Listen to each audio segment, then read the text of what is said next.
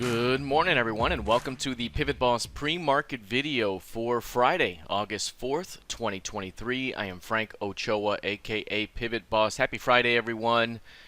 Here's a look at the daily time frame of the ES. One thing you'll notice right now is the ES is coiled up in a very narrow range ahead of the release of the NFP report. Once the NFP report comes out, we could be looking at a high range day. Overall, this market has seen a bit of weakness to begin the month of August. That was what we were expecting, was a pullback into the pivot range below, and then looking for signs of a rejection here that would then lead to a turnaround back to the previous highs and perhaps even through those highs into the next resistance levels above. Now again, if we have a failure to find a bounce right here in this previous month's midpoint or around that 4,500 level, that could open up a quick move back across the range into the next lowest support level. So again, this is an important area right here ahead of the NFP report. Narrow range, 2-day narrow range. If we do get a high range day today, it could be a range of somewhere between 60 and 80 points of range. If it's a push through the upside, 45.50, expecting a return back up. This could take us right back toward the new highs. If we do squeeze, looking for a potential expanding range to develop up here, which could be in play up ahead. So keeping an eye on this. Again, whichever way we go, a high range day, 60 to 80 points, could be in play once we get a move out of this range. Overall, given the uptrending price action and the recent pullback, we could be looking at a upside move that looks very similar to what we've seen here previously after a week-long pullback. A big squeeze that takes us higher.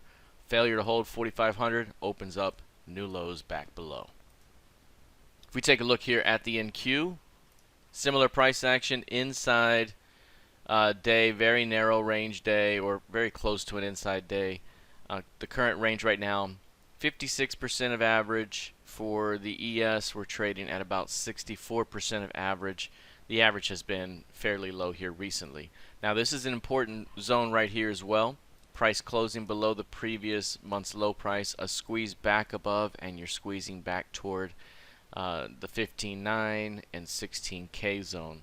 Could be a nice continuation back up, and if all we do is just squeeze back to the top of the range, that's a move of 500 to 600 points. A rotation back down could open up the development of an expanding range yet again.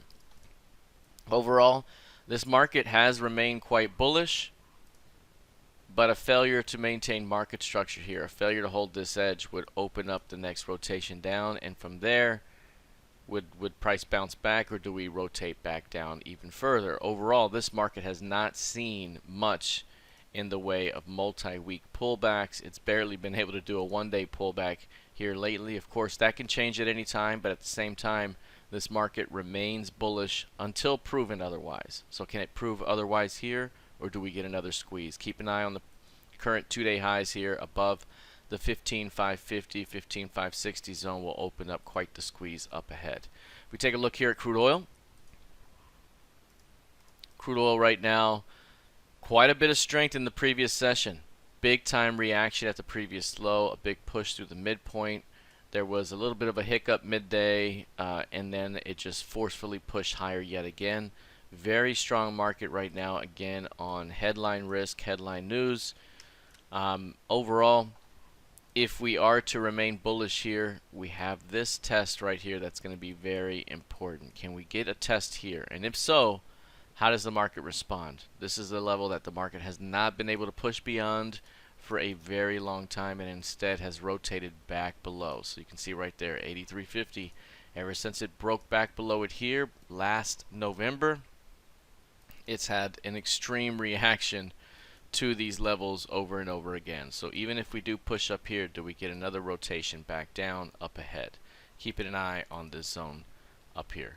If we take a look here at gold futures, right now gold futures seeing a little bit of action right here on the release of the NFP report. Right now, NFP coming in right now, 187K versus a 200K forecast here, and you see gold at the moment shooting down, getting a big time push to the downside, and then reacting back to the upside here. So a reaction happening at the 1960 level. One thing we mentioned before is the uptrending market is currently in play, and you have an expanding envelope here of volatility. So the next move could take us into that 2040 level. Mentioned yesterday, 1960 to 2040 would be about a plus 80. This could be the initial rejection that helps to lift prices here.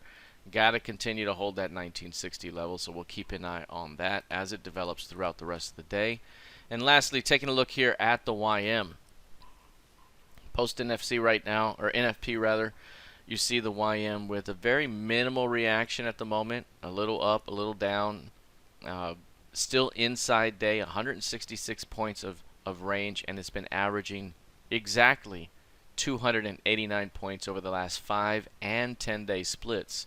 So exactly 289 points over the last 5 and 10 day splits. Uptrending market, but we do have a very modest range here that's developed overall here so far.